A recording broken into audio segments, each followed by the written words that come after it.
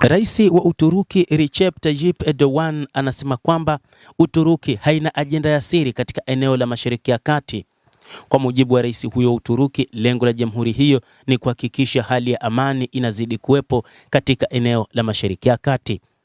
Katika siku za hivi karibuni, Israel kupitia waziri mkuu Benjamin Netanyahu alitoa vitisho kwa Uturuki, lakini pia akisema kwamba Waturuki wana ajenda yao ya siri katika eneo la Mashariki ya Kati. Hii inakuja baada ya kuundwa kwa mkataba wa Maka unaohusisha ushirikiano wa kiulinzi kati ya Pakistan, Saudi Arabia pamoja na Uturuki. Hata hivyo, rais huyo wa Uturuki Recep Tayyip Erdogan amesema Uturuki haina ajenda ya siri katika Mashariki ya Kati na inataka amani katika eneo hilo, akisema zaidi kwamba hatuna ajenda au nia yoyote iliyofichika kama wengine wanavyodai. Dhamira yetu ni kulinda hali ya amani inayotuzunguka.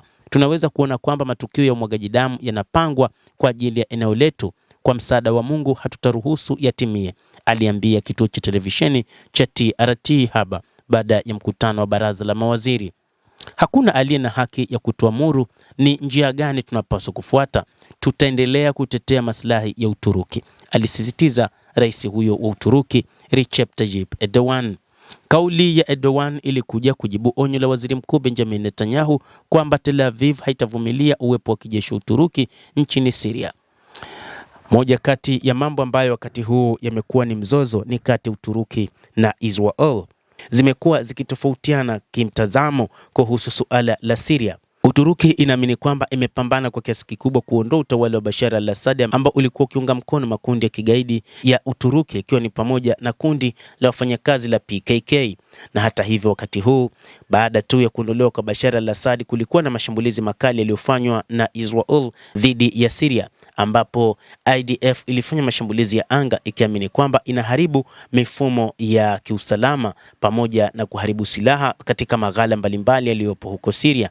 Lakini jambo hili kimsingi lilikuwa ni changamoto nyingine ambayo imeletwa na Israel. Kadhalika kukalia katika minuko ya Golan nayo pia ni changamoto kadhalika, lakini pia kuanzisha eneo huria kwa maana ya buffer zone ambalo kimsingi Israel iliamua kulikalia kwa mabavu. Eneo hilo la buffer zone, Israel ilishambulia uwanja wa ndege wa kijeshi wa Abu al-Dhuhr huko Idlib nchini Syria mnamo Agosti 18.